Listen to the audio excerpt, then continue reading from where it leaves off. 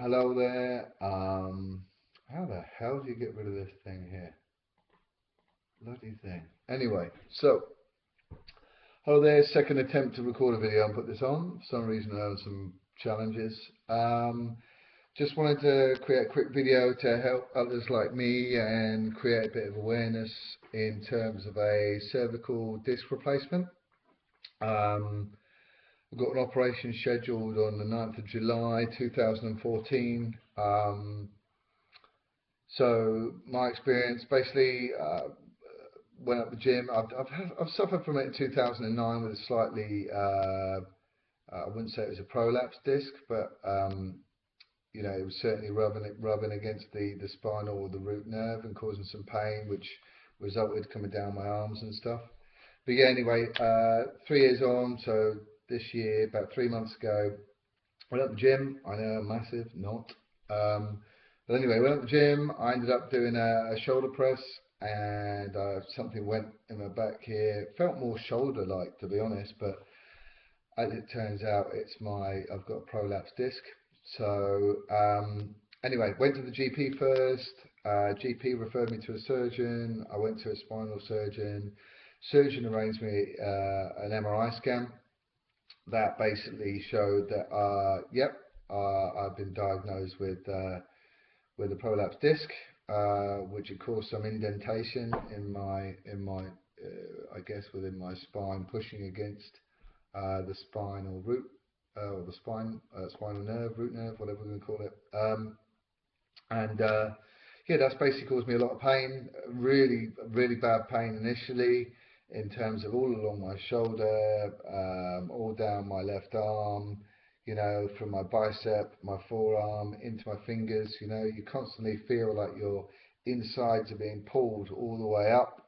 I can't play golf, I can't run, I can't, really, I can't really work without, um, I can't really concentrate where, there's pain there all the time. So anyway, I went and I had a steroid injection. That, to be fair, helped and enabled me to sleep, a lot better than I was. 'Cause I was getting up from, I don't know, from 2 till about 5 every morning. Couldn't sleep at all. So the injection helped with that. So I've covered my initial experience, the pain, how I did it, my kind of symptoms. Um, I went to see the surgeon a couple of weeks ago, and he said, look, if you're still feeling that pain, if you're not getting back to normality, then you've got a couple of options. You go back and have another steroid injection, or you consider surgery. And that's when he talked about a prosthetic invertebrate disc replacement in my cervical spine. A relatively new procedure. I think they've been doing it around 10 plus years. Um, in comparison to like a fusion. I don't know if you've read up on that, but you should check out around your options. I'd actually agree. I'm going to go for the disc replacement, although that still might end up as a fusion, subject to how it goes.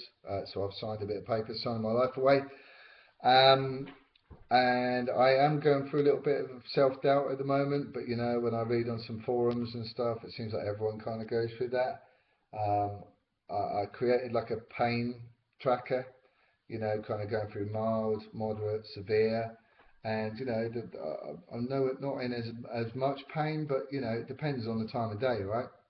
Morning's bad, night's kind of worse. Again, I go through bits and bobs in the day. If I go out driving, I do a lot of driving in my job. If I was a lorry driver or whatever, or a bus driver, I definitely couldn't do it.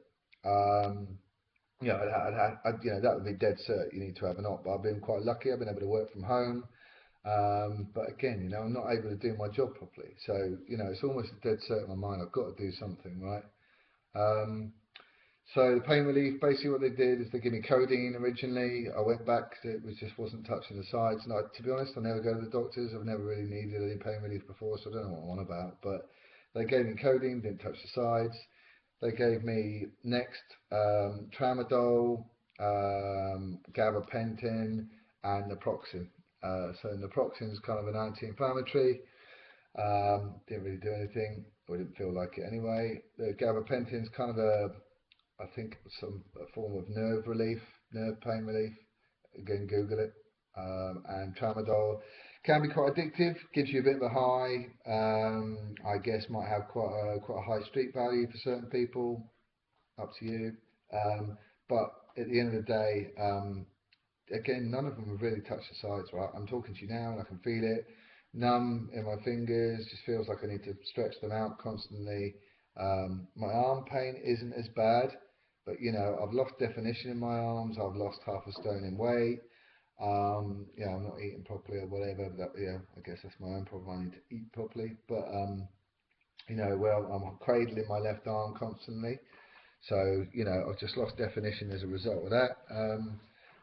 Yeah, so anyway, I'm going in for the operation next week. If you need some information, there is the NICE organisation, NICE. So if you go onto their website, www.nice.org.uk, and effectively they are the National Institute for Health and Care and Guidance, or Health and Clinical Excellence. So you can go on there. If you tap in, disc replacement or disc fusion, whether it's cervical or lower spine or whatever it's called, there's lots of information on there, lots of facts in terms of facts in terms of the potential risks. Look, I'm not going to bore you with those, but go onto the website, have a look, speak to your surgeon, speak to your GP, and get the sound advice there. This is just a guidance on my experience, what I'm doing, because I didn't really see anything on YouTube or anywhere else of other people, kind of talking about pre-surgery and then post-surgery, right? So my intention is that I'll talk about it post-surgery month by month as I go. Um, and because for me, that again, that was what was lacking on the internet, because I guess people have this operation and they get better, right? And they focus with their lives. But for you going through it, trying to make your decision of whether you should have surgery, whether it should be a fusion or a disc replacement, bearing in mind there's not a great deal of information out there, because it's only 10 years old, this disc replacement. So no one really, so do they really understand the consequences or the outcomes as a result post-surgery? They've got a good idea. We reckon it'll reduce the need for further surgery. I've also got some reduced, I guess, invertebrae higher up the neck, which might be as a result of they're kind of compensating for my C6, C7, which is kind of bust or prolapsed, herniated, whatever you want to call it. So I figure that, look, instead of trying to deal with it and crack on with life, I'm probably better off getting it done, and then it means hopefully that I don't have to, go for a reoccurrence every 5 to 10 years, right? Hopefully it'll prolong the narrowing that I've got higher up my neck and reduce the need for further surgery. So that's why I'm doing it. By all means, email me, get in touch if you need to. But yeah, go from there. Good luck, and I'll speak to you soon. Cheers, bye.